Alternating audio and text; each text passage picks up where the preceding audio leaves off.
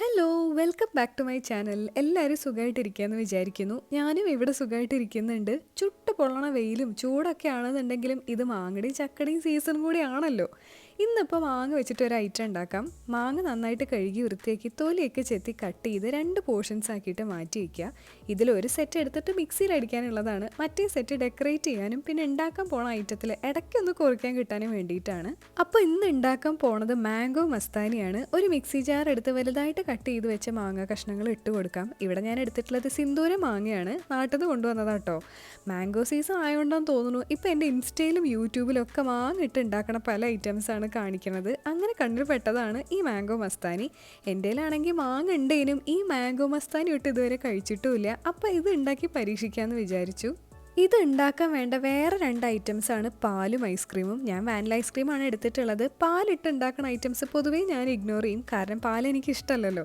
പിന്നെ ആകെയുള്ള ധൈര്യം എന്താ വെച്ചാൽ എനിക്ക് കഴിക്കാൻ പറ്റിയില്ലല്ലോ, ഏട്ടനുണ്ടല്ലോ. ഏട്ടൻ ഇങ്ങനത്തെ ഐറ്റംസ് ഒക്കെ ഇഷ്ടമാണ്, എന്തായാലും കഴിച്ചോളും. അപ്പോൾ പിന്നെ ആ പ്രോബ്ലം സോൾവ്.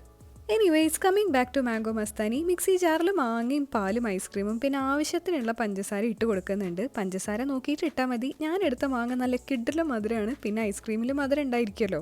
എല്ലാം ഏകദേശം ഒരു കണക്കിലാണ് ഞാൻ എടുത്തിട്ടുള്ളത്. കറക്റ്റ് അളവൊന്നും പറയാൻ എനിക്കറിയില്ല കേട്ടോ. എല്ലാം KK ആണ്. കിട്ടി പോയാൽ പോയി. എന്തായാലും എല്ലാം കൂടെ അരച്ചെടുത്തിട്ടുണ്ട്. ഇനി വേണ്ടത് കുറച്ച് നട്ട്സാണ്. എൻ്റെ കയ്യിലുള്ള നട്ട്സൊക്കെ ഞാൻ എടുത്തിട്ടുണ്ട്. ആൽമണ്ട്സ്, കാഷ്യൂനട്ട്, വാൾനട്ട് ഒക്കെ ഉണ്ട്. എല്ലാവരും എന്തൊക്കെയാണ് കയ്യിലുള്ളിച്ച് എടുത്തിട്ടോ കേട്ടോ. ഈ നട്ട്സ് ജസ്റ്റ് ഒന്ന് ക്രഷ് ചെയ്ത് വെക്കണേ. ഇനിയാണ് മെയിൻ പാർട്ട്. ഇത് സെർവ് ചെയ്യാനായിട്ടൊരു ഗ്ലാസ് വേണം. എൻ്റെ കയ്യിൽ വേറെ ഗ്ലാസ് ഒന്നുമില്ല, ഈ കോക്ടെയിൽ ഗ്ലാസ് മാത്രമേ ഉള്ളൂ. അതുകൊണ്ട് ലെയർ ചെയ്യാൻ പോണത് പ്രോപ്പറായിട്ട് കാണാൻ യാതൊരു സാധ്യതയില്ല. അപ്പോൾ പരിപാടി തുടങ്ങാം. ചെറിയ പീസസ് ആക്കി വെച്ചിട്ടുള്ള മാങ്ങ ആദ്യം ഇട്ട് കൊടുക്കണം. ഇത്തിരി കൂടി ചെറിയ പീസസ് ആക്കുക കേട്ടോ നല്ലത്.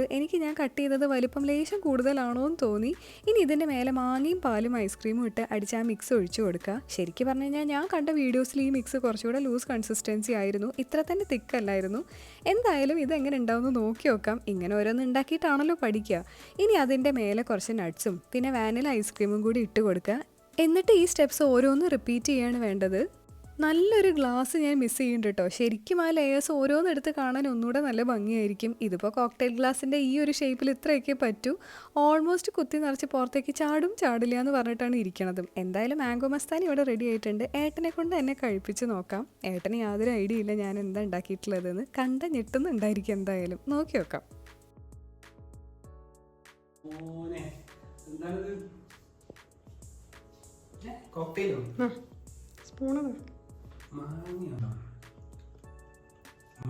മുകളിലെന്താ തൈര് ഐസ്ക്രീം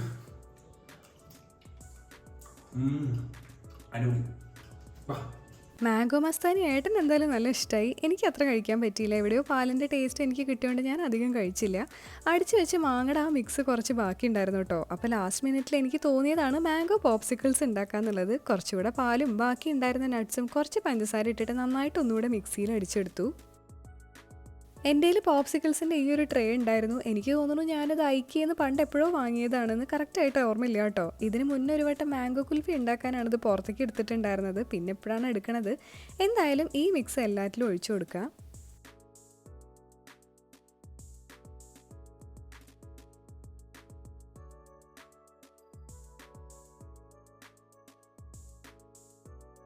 ഒരെണ്ണത്തിൽ ഒഴിച്ച് ബാക്കി എല്ലാറ്റിലും കംപ്ലീറ്റ് ആയിട്ട് ഫില്ല് ചെയ്യാനുള്ളതുണ്ടായിരുന്നു കേട്ടോ. ഇനി ഇത് നേരെ ഫ്രീസറിൽ വെക്കാം. ഞാൻ ഓവർനൈറ്റ് വെക്കാൻ പോവുകയാണേ.